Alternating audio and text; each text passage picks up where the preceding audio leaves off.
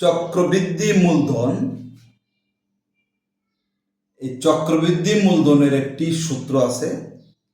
এই সূত্রটি আমরা এখন লিখব এবং চলকের পরিচয় দিব, সূত্রটা সম্বন্ধে একটু জানব।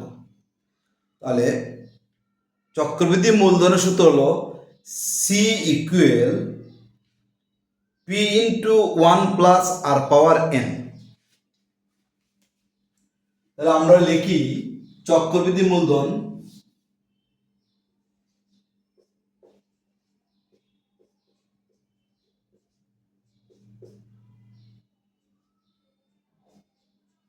চক্রবৃদ্ধি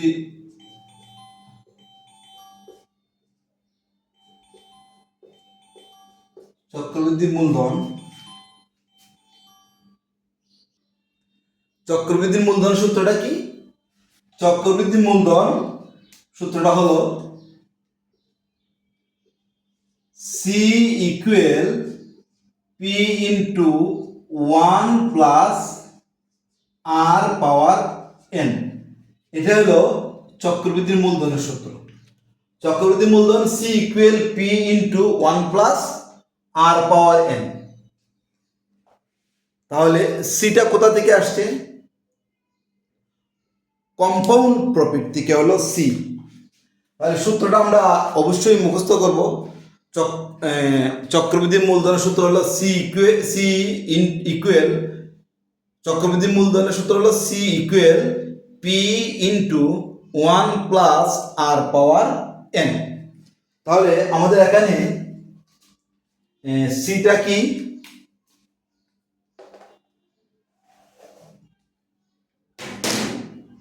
চক্রবৃদ্ধির মূলধন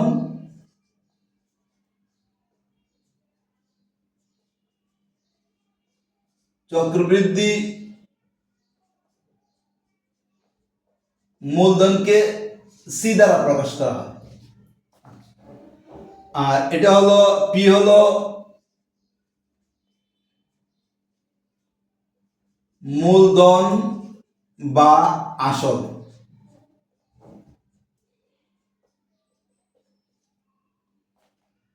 আর মুনাফার হার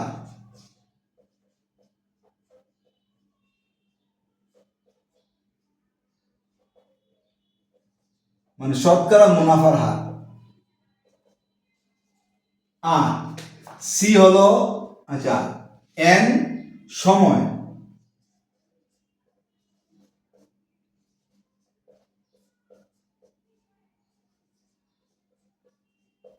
বছর বা মাস।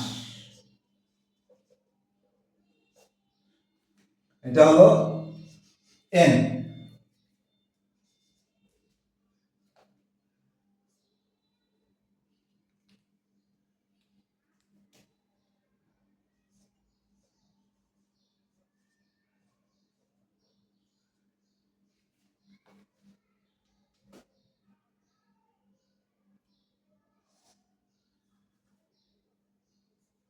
কম্পাউন্ড প্রফিট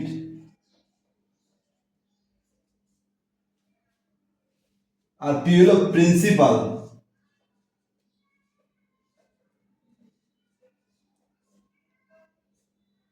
রেট বা রেট অফ ইন্টারেস্ট বা রেট অফ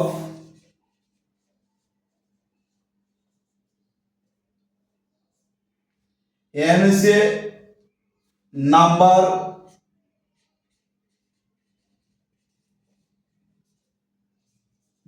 অফ ইয়ার বা মান্থ।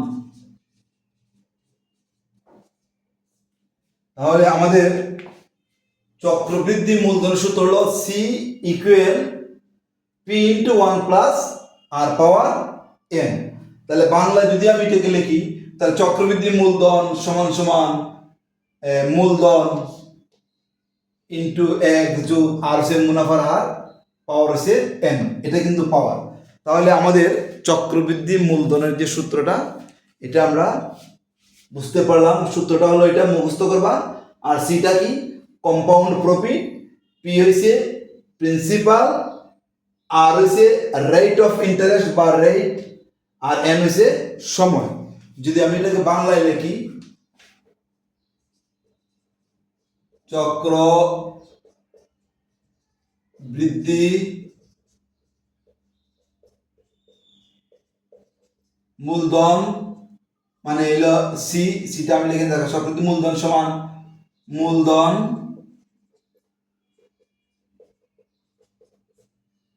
ইন্টু মানে ব্র্যাকেট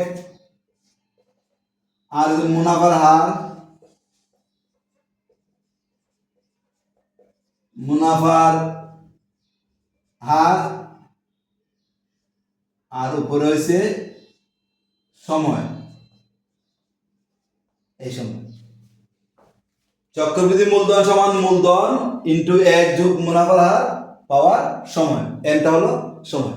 এটাই হলো আমাদের চক্রবৃদ্ধি মূলধনের সূত্র এবং চলকের পরিচয়। আজকের মতো এখানেই, আমরা নেক্সটে ওই সূত্রগুলো দিয়ে আমরা অঙ্ক তোমাদের জন্য নিয়ে আসবো, খুব গুরুত্বপূর্ণ অঙ্ক। আশা করি তোমরা আমাদের সাথে থাকবে।